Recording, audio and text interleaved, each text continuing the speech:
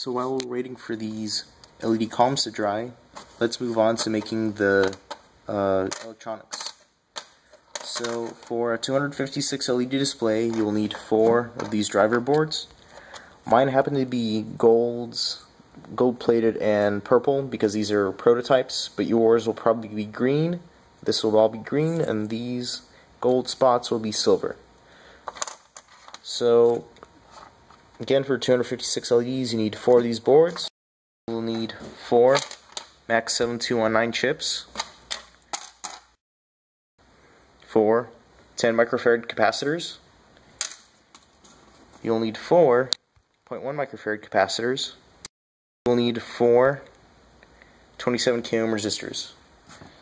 So to start our assembly, take your board, take a chip with the notch facing to my left, put it on the board like so. Might have to bend the pins a little bit to get the chip to fit. So you'll see that there's a stenciled notch on there, and it lines up with the notch here. So do that for all 4 boards. So flip them over and solder them in place.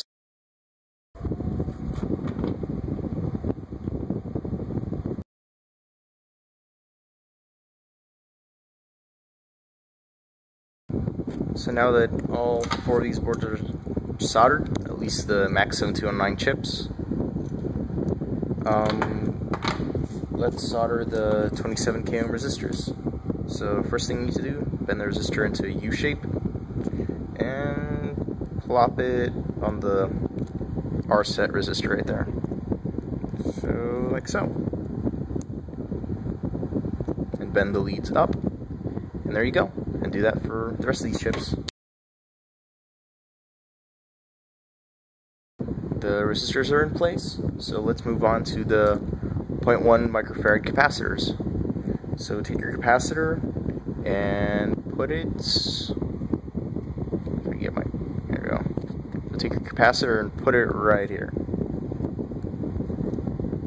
on the 0.1 microfarad slot here, which is the left one. See, right there.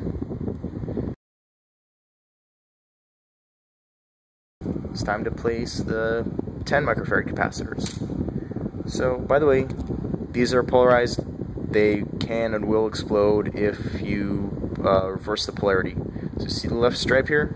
That's the negative lead, which also happens to be the shorter one here.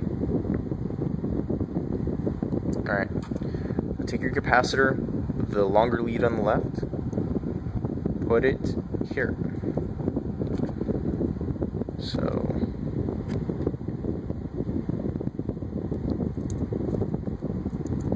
So with the stripe on the right side, you place the capacitors like so. Also, there's a marking on the PCB, which shows you which one's positive, which one's negative.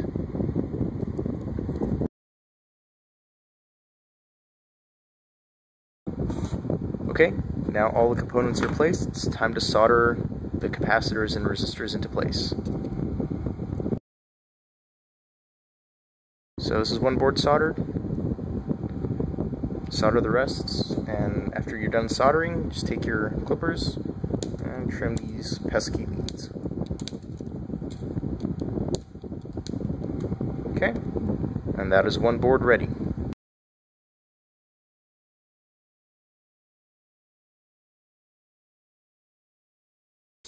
So now that these boards are soldered, it's time to make the cables that connect each one of these boards together. So you need to connect this board to that board, and this board to that board, and this board to that board. So you'll need a total of 1, 2, 3 times 1, 2, 3, 4, 5. So you'll need 15 wires about, I don't know, I'd say about 1 inch in length. So grab your Ethernet cable, and we're gonna take the wire out of it. So the easiest way to do this is take your clippers, jam them inside, and cut some of the insulation. And then just grab the wires and pull them out. go ahead and cut 3 of these sections.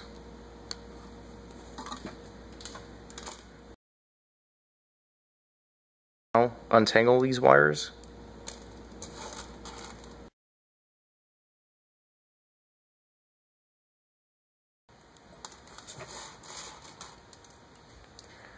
So now separate out all the colored wires. You'll most likely have some of these white and a color wire, so just set these aside for now. Okay, take these colored wires and strip both ends about 1/4 inch, like so.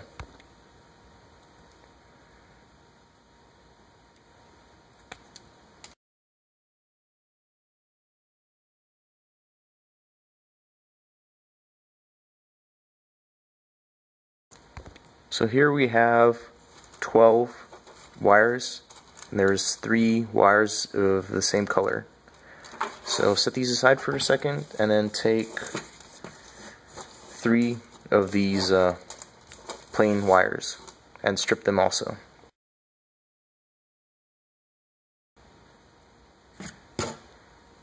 Alright, now tin both ends of each wire. So in order to do this, take your wire, take your solder, take your soldering iron, and just apply solder to the soldering iron while moving across the copper. And get something like this.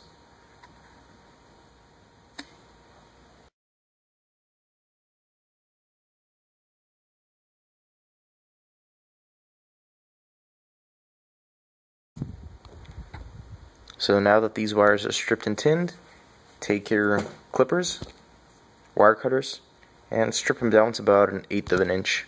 So somewhere around here. Cut both sides.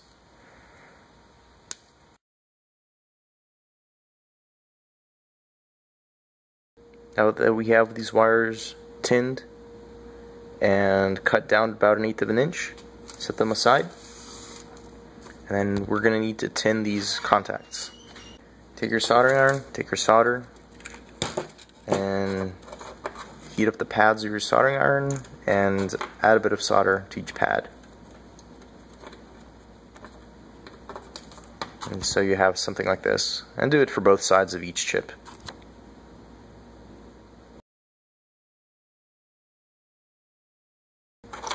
Okay, now that we have each board tinned, just these sides, leave these sides alone for now. We're going to need to connect all these boards together. So basically what we need to do is connect the top, which is labeled data. I don't know if you can see that. You need to connect that one to this one, and then the one labeled CLK to the CLK here, and then the CS here to the CS there, the V minus to the V minus here, and the V plus here to the V plus here. And yeah, and then do that until you run out of boards. Also be mind that I have the notch here, so the end of each chip lines up with the top of each other chip. So connect all the boards like this, not like this. If you do it like this, it won't work. So make sure to connect each board like this. So again, data to data, clock to clock, V plus to V, or CS to CS, V minus to V minus, and V plus to V plus. So in this video, I'm going to use the following color code. So the orange wires are going to be the data, the blue wires are going to be the clock, the green wires are going to be the CS, the white wires are going to be the V plus, and the brown wires are going to be the V minus. In order to solder this wire to this board, all you need to do is just put the wire where you tinned it, where you tinned the board, and apply a little bit of heat.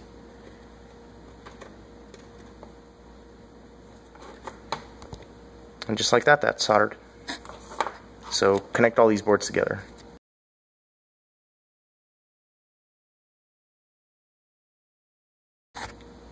So here's the color code again. So the top one is data, and it's orange. The next one down is clock, and it's blue. The next one down is CS, and it's green. Next one down is V minus, and it is brown. And the last one is V plus, and it is white. So connect next board like so.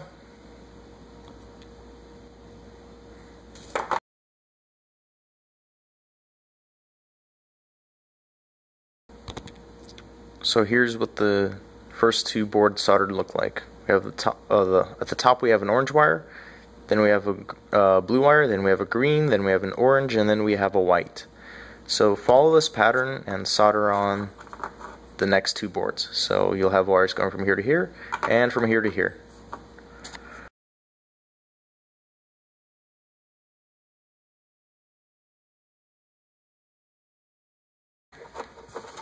So when you have it all soldered together, it should look something like this. About the color code, it doesn't matter what color you use as long as you connect the top to the top, and this pad to this pad, and this pad to this pad, and this pad to this pad, and the bottom to the bottom. So I just chose these colors arbitrarily. You could have different colors, doesn't matter. Just connect the data to the data, the clock to the clock, the CS to the CS, the V minus to the V minus, and the V plus to the V plus. Alright, so all these are connected, and I've made sure that all the proper pads are connected to each other. Whoop. Okay, so now you probably want to reinforce these connections. So heat up your hot glue gun, apply hot glue here, here, here, here, here, and here.